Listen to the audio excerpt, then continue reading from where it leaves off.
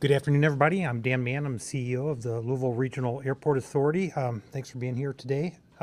First, I'd like to really start just by saying, our hearts and thoughts and prayers are with all the families, friends, and everybody that's been affected by this tragedy.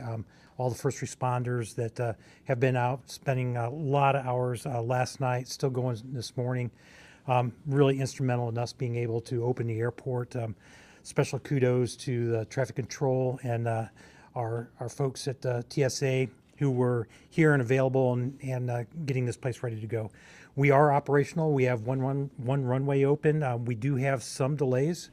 We had 21 flights cancel yesterday. That's 16% of the total flights.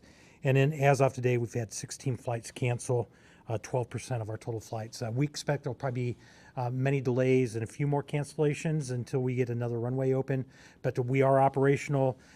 TSA is screening passengers and the tower is clearing aircraft. And so we are moving along in that fashion.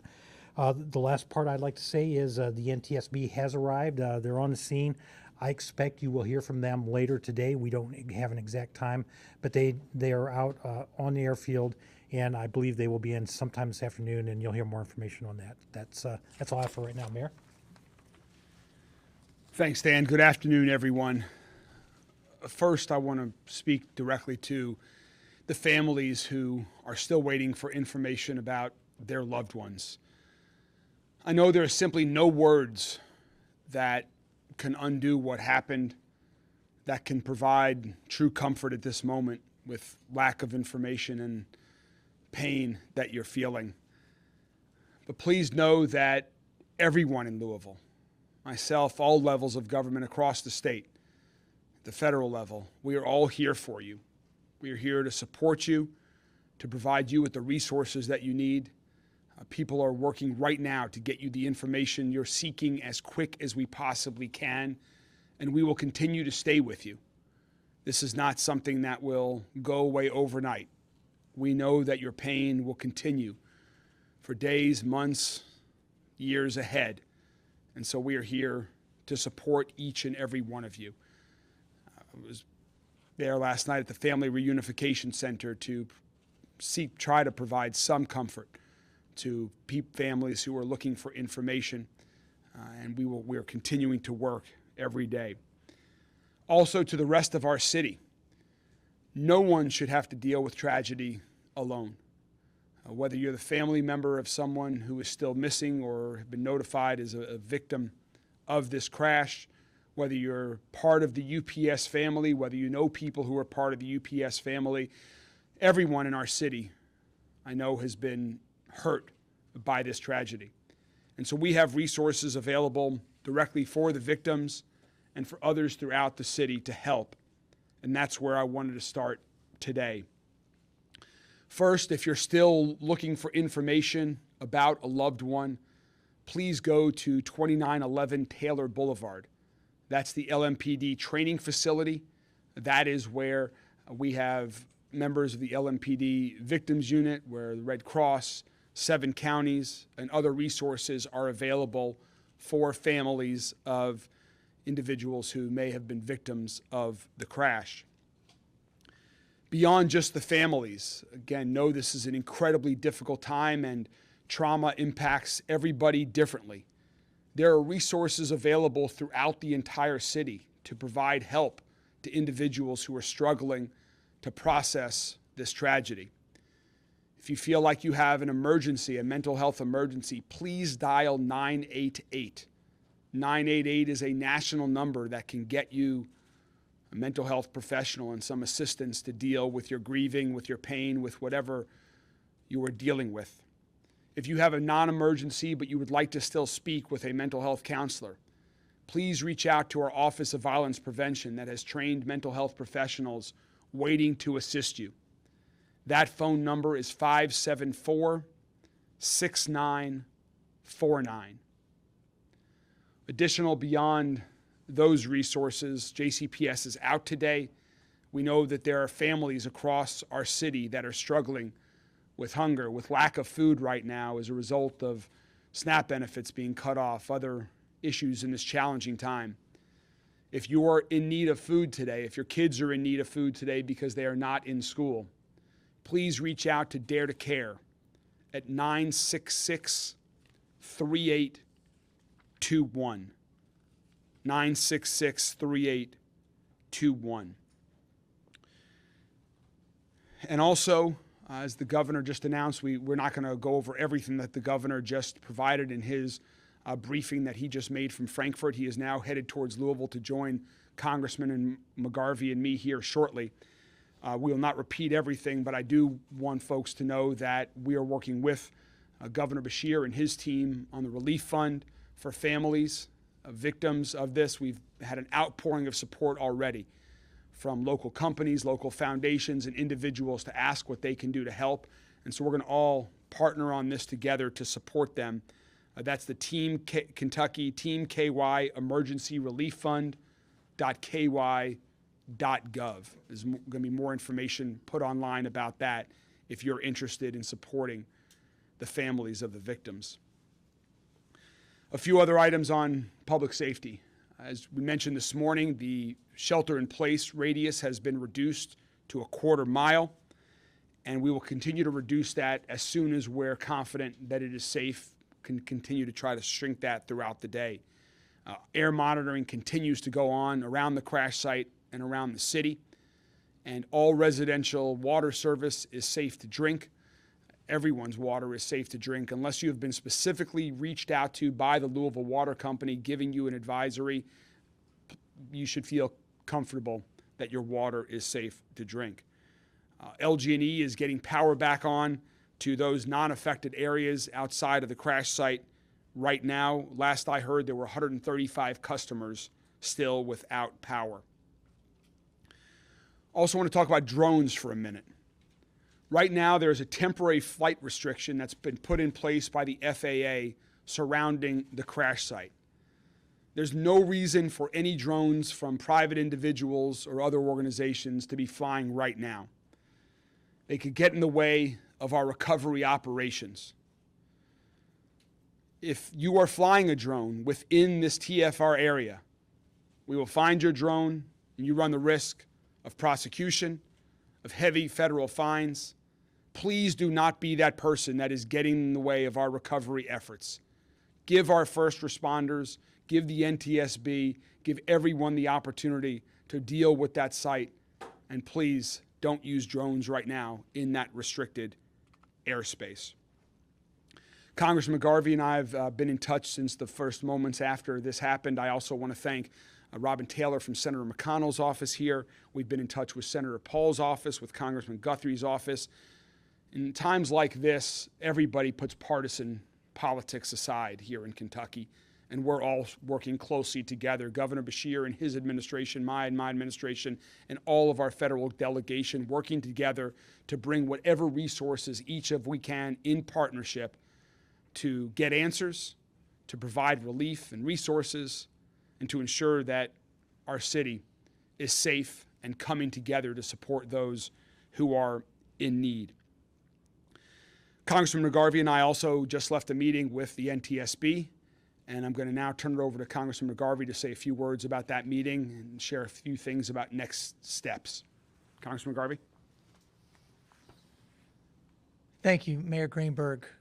I really appreciate your leadership at this time and everything you're doing in both mobilizing people, mobilizing emergency crews, making sure people have what they need, but also for your compassion, your emotional leadership at this time.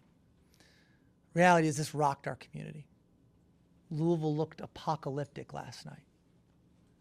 The images of smoke coming over our city, of debris falling in every neighborhood, people trapped in their homes, for the families who lost someone who won't be coming home. This is awful. This is not something you think happens here. And when it does, it impacts every single one of us. I'm a lifelong Louisvillian. To answer the question, I went to Manual High School. Everybody here knows everybody. We're the biggest small city in America, and if you don't know someone directly impacted by this, you know someone who does. But this is when we're also at our best is when things are worst. And we come together. And I can tell you, we're all working together. The mayor's office, the governor's office, Senator McConnell's office, Senator Paul's office, Congressman Guthrie's office, the entire delegation. We are bringing the full resources of the federal government to bear on this tragedy to make sure that we get answers as quickly as possible, but also, and I stress that those answers are correct. And it can be frustrating. We all want to know what happened right now. We've seen some of the images online, and there's a lot of internet sleuths. The NTSB is here.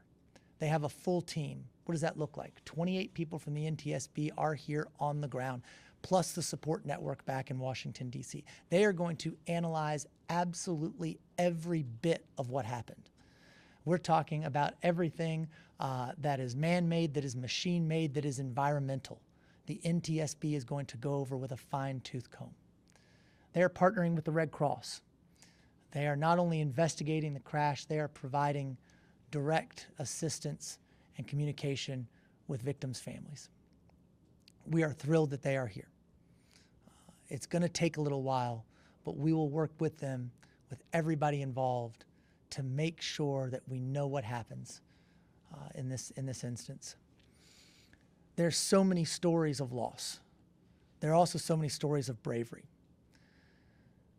I said last night Louisville looked apocalyptic, awful. And a plane, we know it was a plane, we know it was taking off to Hawaii, we know how much fuel was on board.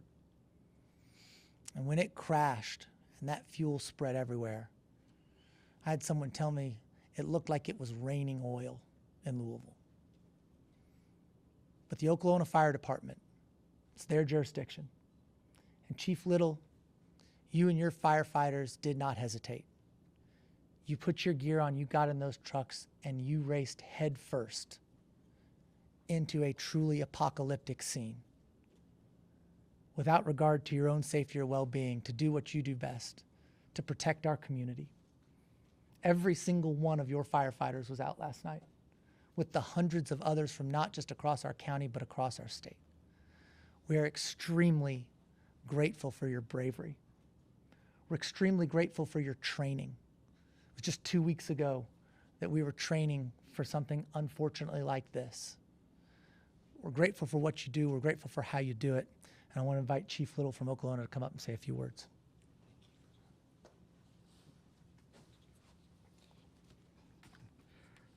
I'd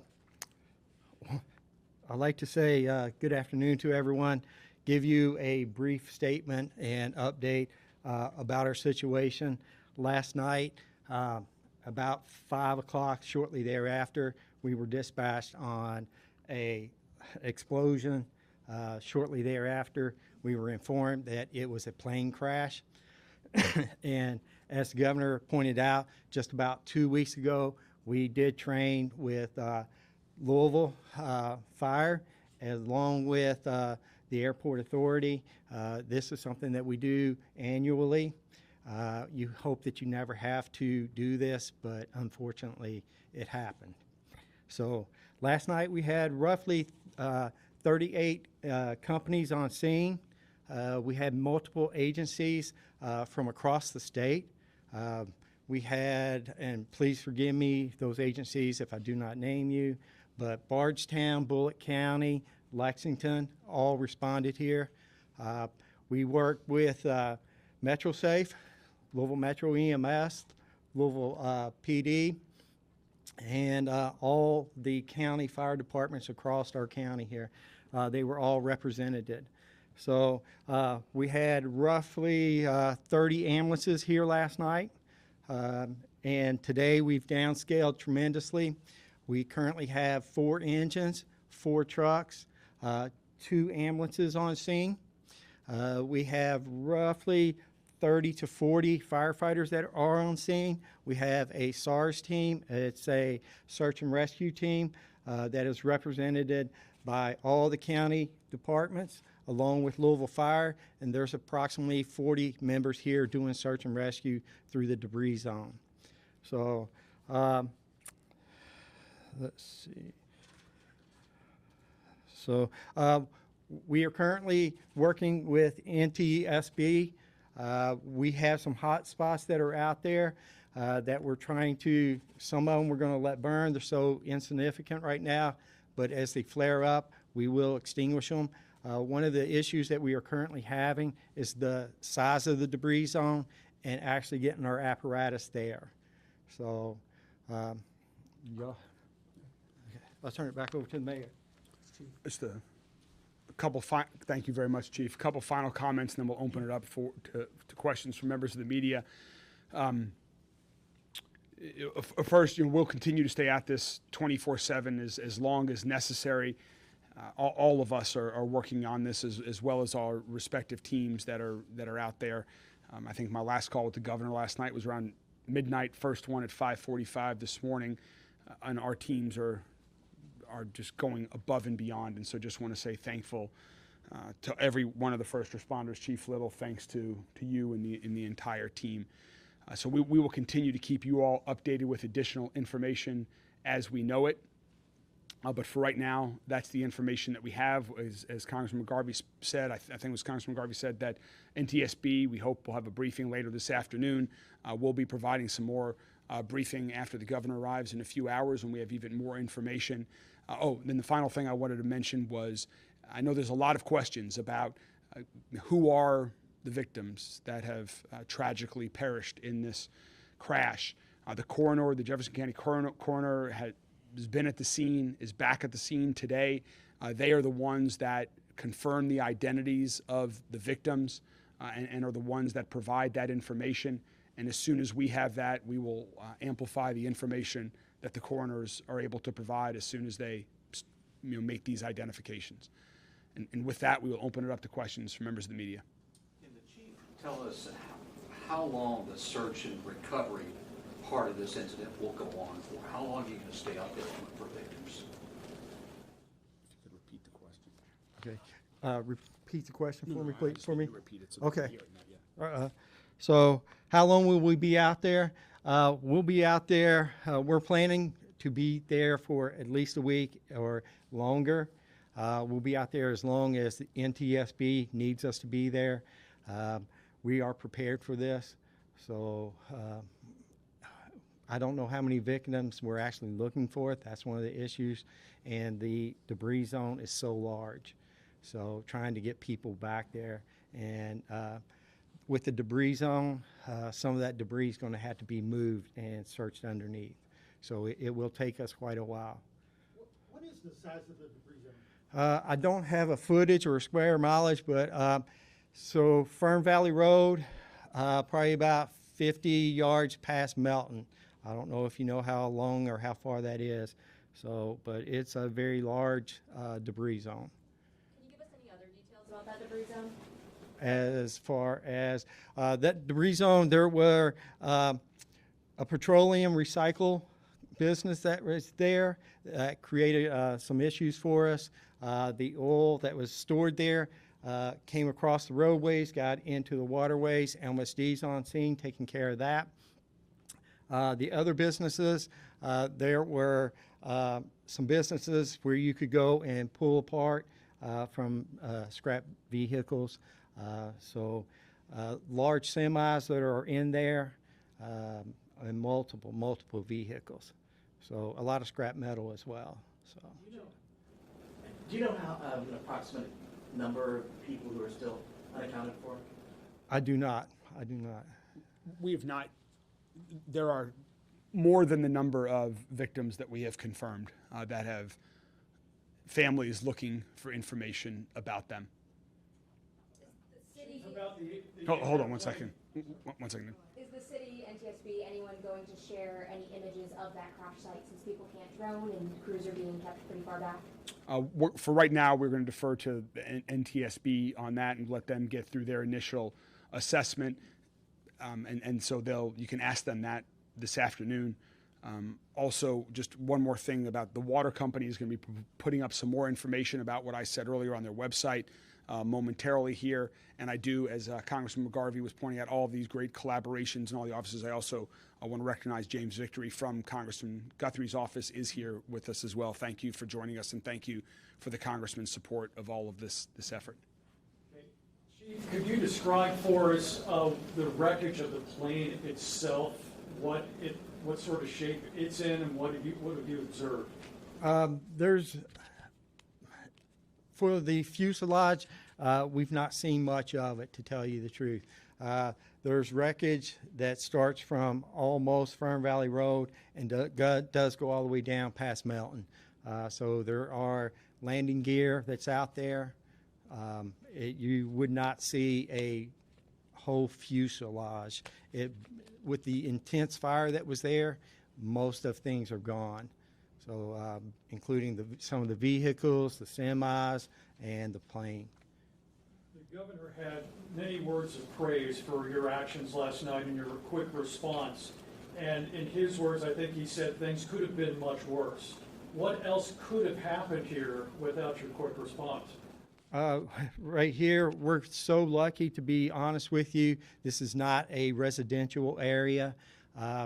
Thank God that some of the employees had already left, being after 5 o'clock, so it could have been more catastrophic for us. Can you share what the Emergency Management Agency found through its air quality testing, and what specific findings led to the shelter-in-place order? I'll defer. We'll get you. The question was about what results were the air monitoring. I'll get with emergency management on that. But they're continuing to monitor it in real time, and as it's safe for everybody, that's when we're increasing it. Public safety is our absolute #1 priority. Mayor, have you been to the crash site? I've not yet been. We will be going. Congressman McGarvey, the governor, and I will be going there shortly here after this. Congressman McGarvey, in your conversations with NTSB, has there been any discussion about possible effects of the government shutdown on the response? Yeah, I've been in conversations with NTSB since the very beginning of this. Talked to the chair of NTSB several times last night, as late as midnight. Talked with board member Inman, who's on the scene here.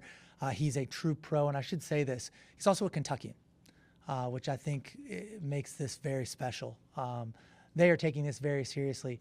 Every resource of NTSB is being brought to bear on this. There is no impact from the shutdown whatsoever. Chief, how are your firefighters doing? Our firefighters are doing very well. So we did a shift change this morning, so we have fresh bodies on scene that are capable of handling this. So Are you offering them any? we do have refreshments, and many local businesses have offered to donate food and refreshments. Well, what about the The mental issues, we've not had any at this point. Down the road, we will open that up. We have in-house counsel that comes in and visits with them. We have other programs should something arise and they need to speak to someone. We know what the NTSB is going to be doing in terms of their investigation of the crash. Is there anything locally that needs to be investigated? Any questions that need to be answered in the aftermath of this? The question was, are there any local investigations that are commencing? At this time, there are none. NTSB will be taking the lead on why this occurred, and if there are, as a result of that, if information is discovered that means we need to do anything else locally here, we certainly will jump on that immediately. But at this point, there are no local investigations ongoing. We're simply working in partnership as first responders and on the recovery effort and to identify any additional victims. Do you foresee any discussions in the future about continued presence of commercial buildings, residential buildings, anything that might be south of the airport? The question was about commercial buildings south of the airport. There are very detailed federal rules and regulations on all of this and where and what you can build and to what heights, all surrounding the airport, that is based on safety practices. I'm confident the federal government continues to evaluate those on a regular basis. We continue to prioritize safety in all aspects, whether that's buildings, whether that's individuals, and so we'll follow the federal government's lead on that. At this point, we don't expect any changes. This is a tragic accident, and we are, again, as you heard the governor say earlier, You heard the chief and others. We are fortunate it was not worse, but this was a tragic accident. And at this point in time, we have no reason to believe it's anything more than that. A couple of questions. I just want to add to that really quickly, if you don't mind, Mayor, because this is about the NTSB and a little bit of a federal issue. I just want to say that the NTSB, they are the experts in this. They know what they're doing. We are glad they are here leading this investigation. Both the mayor and I met with Member Inman this morning and his team when they landed. We've talked to them before they got here. He pointed out this morning, if I'm not mistaken, Mayor, that the NTSB has over 150,000 of these investigations under its belt. They are working closely with us. It is not the feds coming in and just, running over locals. It is a true partnership. They know what they're doing. You've got the mayor's department working well with them, the governor's department of emergency management working well with them. We're all in the same room. We're all on the same page. But they said this morning. I says, David, to your question, it says, "From tragedy, we draw knowledge to improve safety for us all," is the motto they gave us this morning. What conversations and have so- you had with UPS? The question was a conversation I've had with UPS. I've spoken to several UPS executives. They are fully cooperating with the NTSB. They're working on providing support to all of the victims' families at this point in time. Are all of the victims UPS employees? The question is, are all of the victims UPS employees? Again, we have not identified the victims. I do not believe that to be the case. We have, UPS has disclosed that there are 3 crew members. Beyond that, I have no knowledge that any of the other victims are UPS employees, but I just don't know at this point in time. They might have been off duty or something like that, so I just don't know that for a fact. A couple more questions. Couple questions for Director Mann, just short questions. One, you discussed how one runway was open. What is the status of the other runway? Was there any damage sustained? And also, we're looking into the flight that took off yesterday. Were there any maintenance issues or concerns before takeoff that were addressed? No, so we have one runway open. There was no fodder debris, so we were able to open that with NTSB's concurrence. The primary runway, our west parallel runway, has FOD, and that's where the NTSB is focusing right now. They'll go through all their inspections. The east parallel runway has a little bit of debris. We think that may be able to open this afternoon. As it relates to inspections, problems with maintenance, we just finished part 139. It's a compliance inspection with the FAA, and we have records on every inspection we do on the airfield.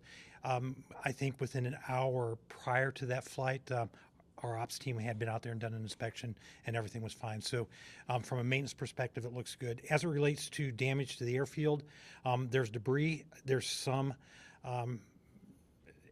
minor problems in the grass and the safety areas. The physical pavement is in fine shape right now. So it will open as soon as we have clearance from the NTSB to do so. Again, that takes some time. We have the one runway. We think we'll have the second one open, but we can operate fine with the parallel runway, with especially the air carrier traffic.